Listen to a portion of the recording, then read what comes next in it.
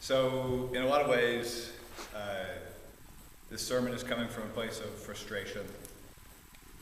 Because when I found out that I was speaking on the resurrection, not when I found out, that would be misleading if I said it was right after I found out. It was like 2 days before I had a break.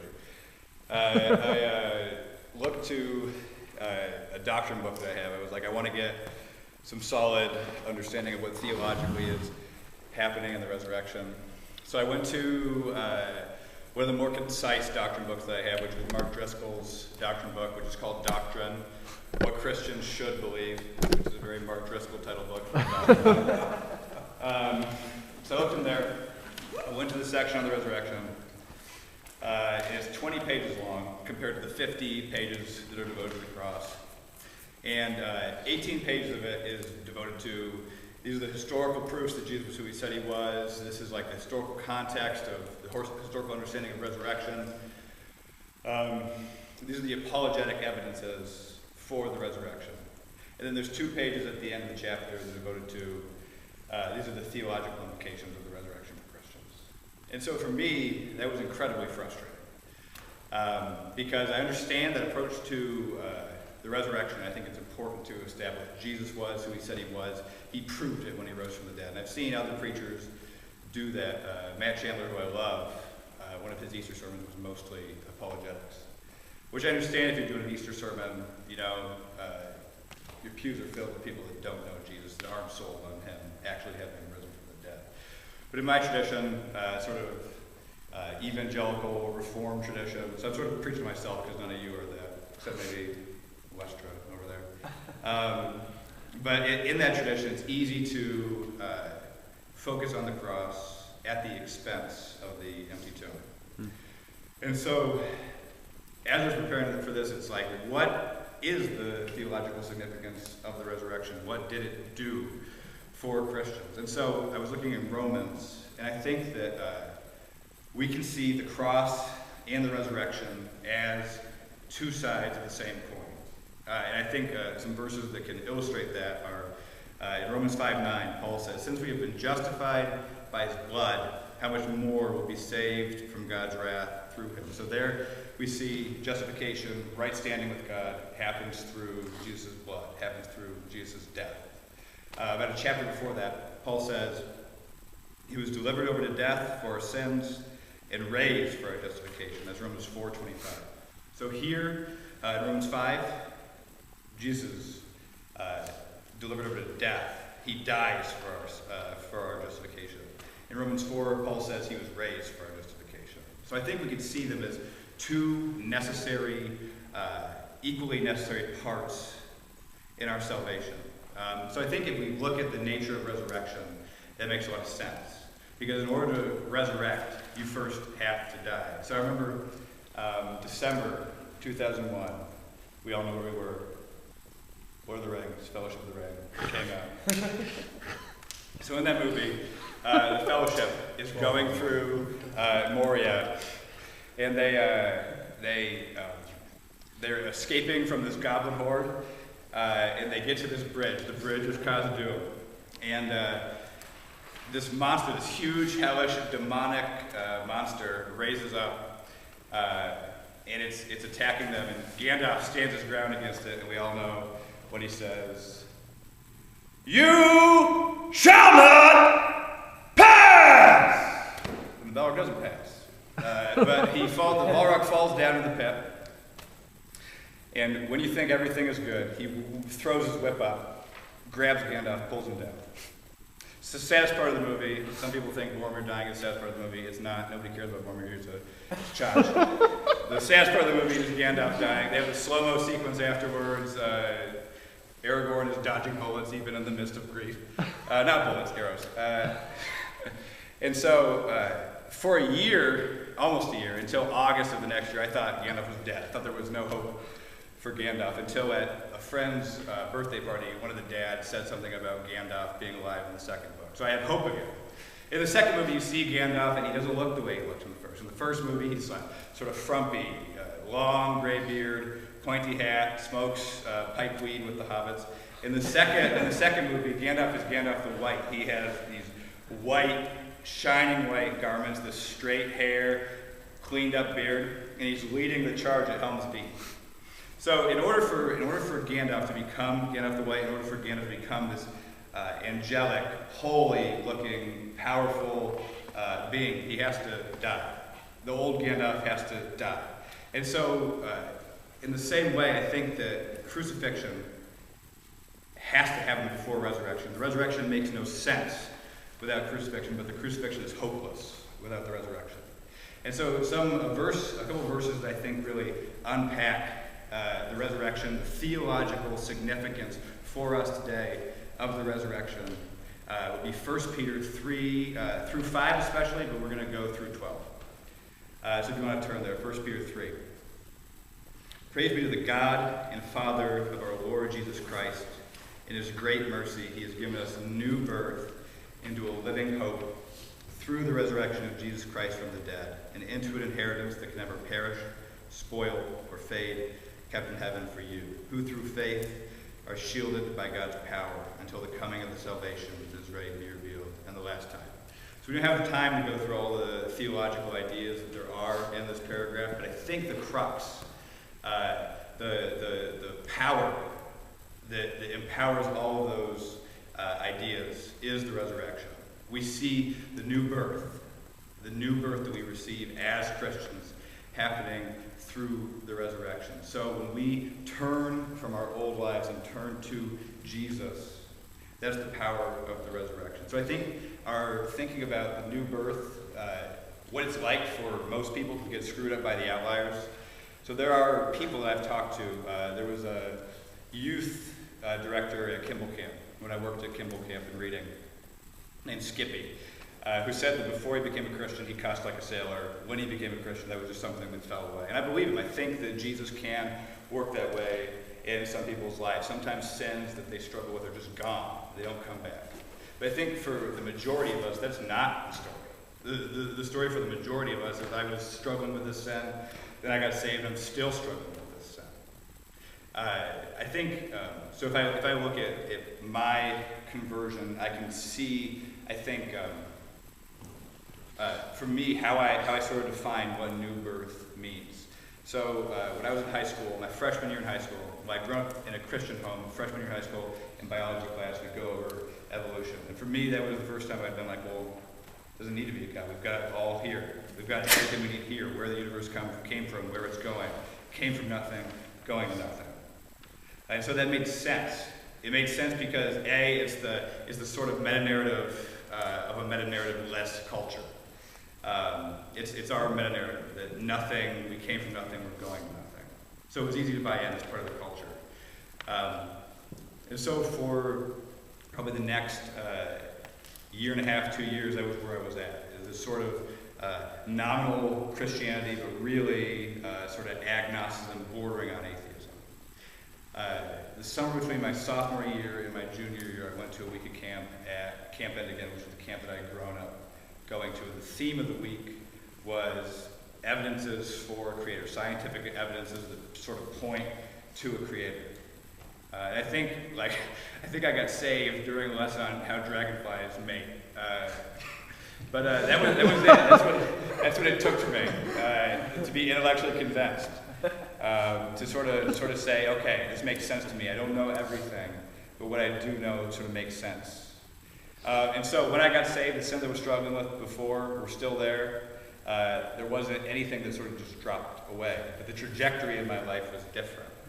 I was still struggling with the same sin, but I wanted to read my Bible. I was crying in worship services. If you've ever been to a Church of Christ worship service, crying in a Church of Christ worship service is something.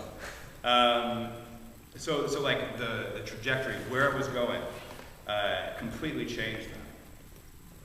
So I think that's what we can look at the resurrection accomplishing. The resurrection doesn't necessarily change us in a minute, but the resurrection changes us over the course of our life. It sets a new course for our trajectory. Just as Jesus died and rose again, we are being raised to new life.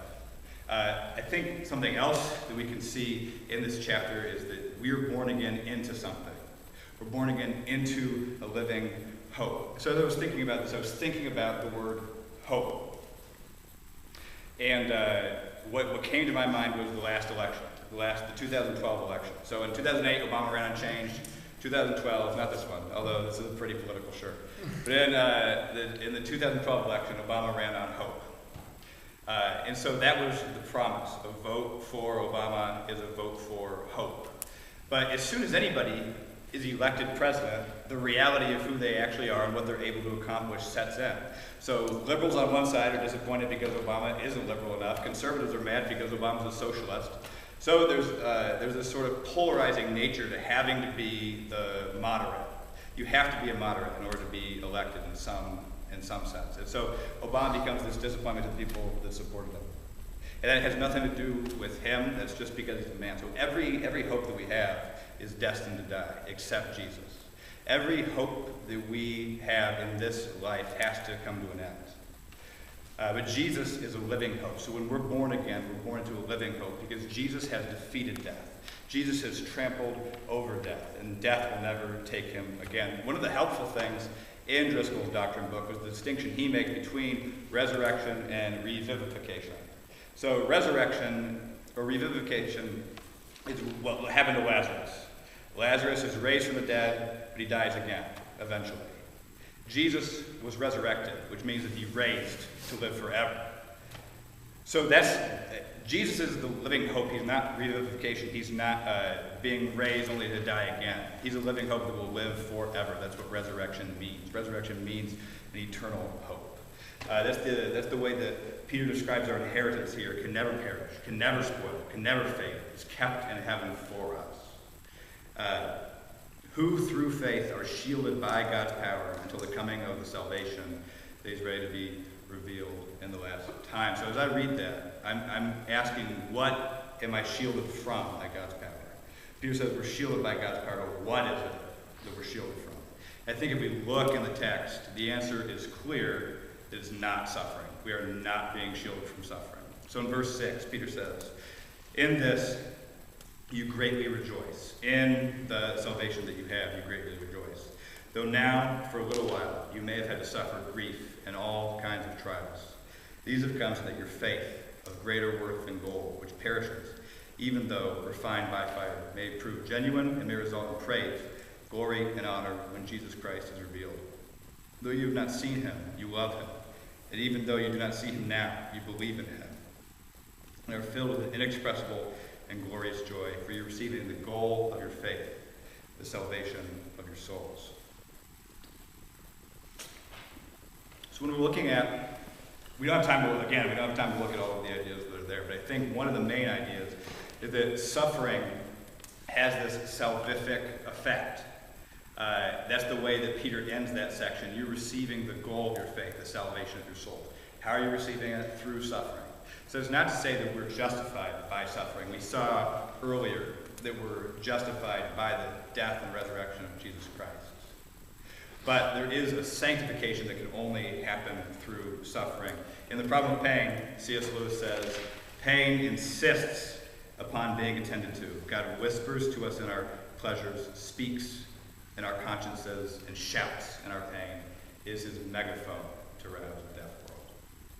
So when we get off the path, when we are walking away from Jesus, pain is there as a way of saying, come back to me. It's a way of saying, that's not life.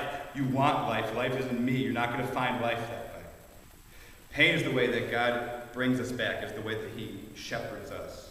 Pain isn't something to be avoided. Pain is something that brings us into holiness. So that's the way in which suffering gives us the salvation of our souls. And so as we're suffering, we look to the resurrection of Christ. Jesus suffered.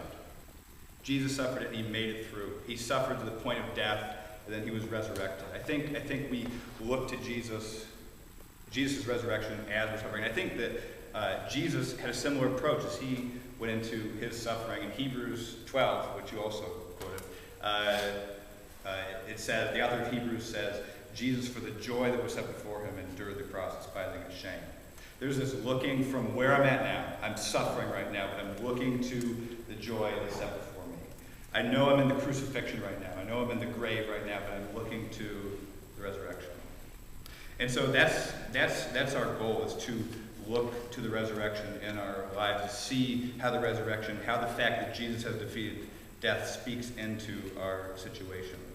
And so as we're looking to the resurrection, I think that we can be a guide for the next generation that's coming up. Show them this is how you hope in Jesus. This is how you hope in the resurrection. I think that's the picture that comes in the next couple verses.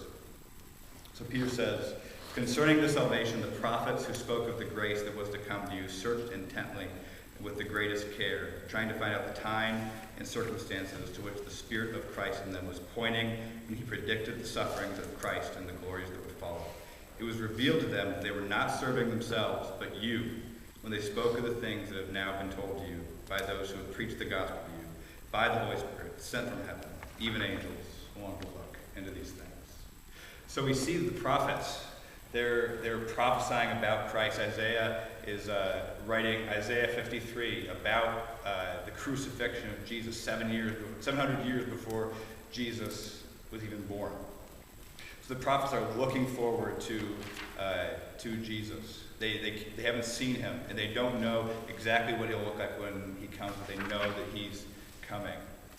So we're in this sort of privileged place with where we're at right now in salvation history, that Jesus has come, Jesus has died, Jesus has raised, Jesus has ascended. The prophets didn't know all that. And we're in such a privileged place in being able to see the gospel play out on earth that Peter concludes this section by saying, even angels want to look at these things. We think that we're in a place a lot of the time that we're not privileged because we don't get to see Jesus walking around. We don't get to live in the times when the Bible was being written. But I think Peter's saying, no, this is the time to live in. You get to know the full gospel. And so I think if we are living in line with what the prophets are doing here, living in line with the spirit of the resurrection, then we're helping the next generation to understand the resurrection, helping the next generation to turn from death to life. I think we can do this in a lot of practical ways. There's lots of different ministries that we can be involved in. There's Action Jackson, if you want to work with children. If you're an older guy at Spring Arbor, you can live on a floor that will have primarily freshmen and pour into them. There are lots of ways that you can help those that are coming up under you to live in line with the spirit of the resurrection. So I think we point them to the resurrection and say, this is where your hope is. This is where you're going to find life, is in the life of Christ, in the death-defeating death and resurrection of Christ. Let me pray us out. Dear God, thank you for this opportunity to preach your word. I pray that you would work in our hearts through this, that you'd help us to better understand the resurrection and what it means for us today. Help us better understand the resurrection, the way it applies to our lives. Help us to hope in you against hope. Help us to pray to you even when there are those blocks that Kyle mentioned that are keeping us from seeing you in your fullness. God, help us to keep pressing, keep knocking like the persistent widow. Help us to keep pressing after you and press after you in a way that helps those that are coming after us. And help us to live in line with the spirit of the resurrection. In Christ's name we pray. Amen. Amen.